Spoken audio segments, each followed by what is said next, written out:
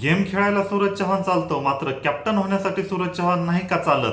हा प्रश्न मी नाही विचारत, स्वतः रितेश देशमुख यांनी काल बिग बॉसच्या भाऊच्या धक्क्या या एपिसोडमध्ये विचारलेलं आहे. आता याचं कारण म्हणजे, जर तुम्ही कॅप्टनशिपचं टास्क बघितलेलं असेल, ग्रुप बी कडून सगळ्यात चांगला जर कोणी खेळलेला असेल तर तो आहे सूरज चव्हाण.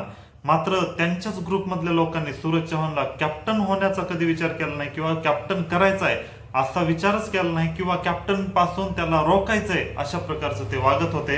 आणि ही गोष्ट स्वतः रितेश देशमुखला खटकली. आता जे दररोज बिग बॉसचा शो बघतात त्यांना तर ही गोष्ट खटकतच आहे, परंतु आपण ती गोष्ट डायरेक्ट जाऊन शो मध्ये नाही सांगू शकत किंवा त्यांच्यापर्यंत ही गोष्ट नाही पोहोचू शकत. तर हे काम कोण करतं? रितेश देशमुख.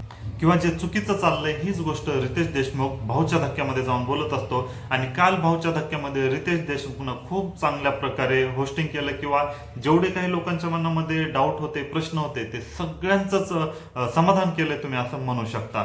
तर आता बऱ्याच जणांना ही गोष्ट खटकत होते की सूरज चव्हाण तर गेम चांगला खेळतोय, मग त्याला कॅप्टन का नाही? हा प्रश्न जेव्हा रितेश देशमुखनं विचारलं तेव्हा काय उत्तरे दिले आणि त्यावर रितेश देशमुख का चिडला, हेच आपण चित्रगप्पाच्या या व्हिडिओमध्ये बघणार आहोत. आता पहिल्यापासूनच माहित आहे की बिग बॉसच्या शो मध्ये खऱ्या प्रकारे इंटरेस्ट जर कोणी बनवून ठेवत असेल तर ग्रुप ए आहे. आता त्यांना बरेच जण नावं ठेवतात, नावं का ठेवणार, परंतु बिग बॉसचा शो बघण्यामध्ये त्यांच्यामुळेच इंटरेस्ट आहे असं म्हणायला काहीच हरकत नाही. आणि ग्रुप बी जो आहे त्यांच्यामध्ये टास्क जिंकण्याची इच्छा आहे ना, कॅप्टन होण्याची इच्छा आहे, म्हणजे काहीच नाही. ते एकदम बोरिंग आहेत. जसं की काल स्वतः रितेश देशमुख पण म्हटलं की ग्रुप बी म्हणजेच बोरिंग आहे, त्यांना काहीच इंटरेस्ट नाही. हे तर सगळ्यांनाच कळत होतं. परंतु त्या ग्रुपमध्ये जर कोणी इंटरेस्टिंग असेल तर तो आहे सूरज चव्हाण.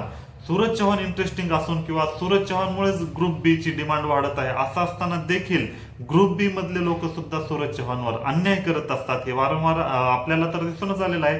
परंतु ही गोष्ट रितेश देशमुखला पण खटकली आणि यामुळेच काल रितेश देशमुख म्हटला की ग्रुप बी कडून तर सगळ्यात जास्त चांगला सूरज चव्हाणच खेळलेला आहे. मग असं असताना तुम्ही सूरज चव्हाणला कॅप्टन का करू शकत नाहीत किंवा सूरज चव्हाणला कॅप्टन करण्याचा पण का विचार केला नाही?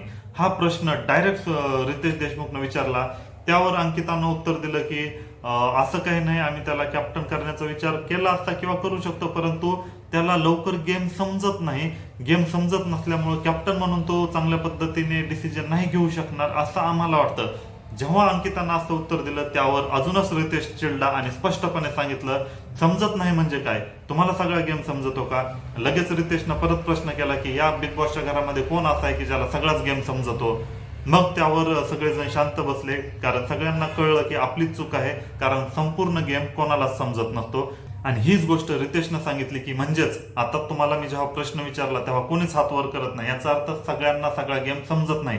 तर मग सूरजला जर सगळा गेम समजत नसेल तर तुम्ही त्याच्याकडेच का पॉइंट आउट करायला आहोत? फक्त त्यालाच एकट्याला गेम समजत नाही असं आहे का? बाकीच्यांना पण समजत नाही, ठीक आहे, काही गोष्टी त्याला समजत नसतील, काही गोष्टी तुम्हाला समजत नसतील. मग तुम्ही सूरजलाच एकट्यात का पाडत आहेत? सगळ्यांना असं सगळ्यांसमोर तुम्ही असं का दाखवत आहेत की सूरजलाच नाही समजत?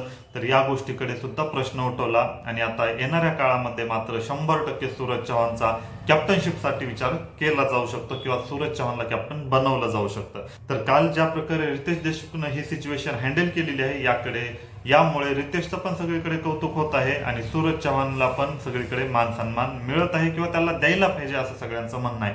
तर काय वाटतं ह्या सगळ्या गोष्टीबद्दल तुम्हाला? कॉमेंट करून नक्की सांगा.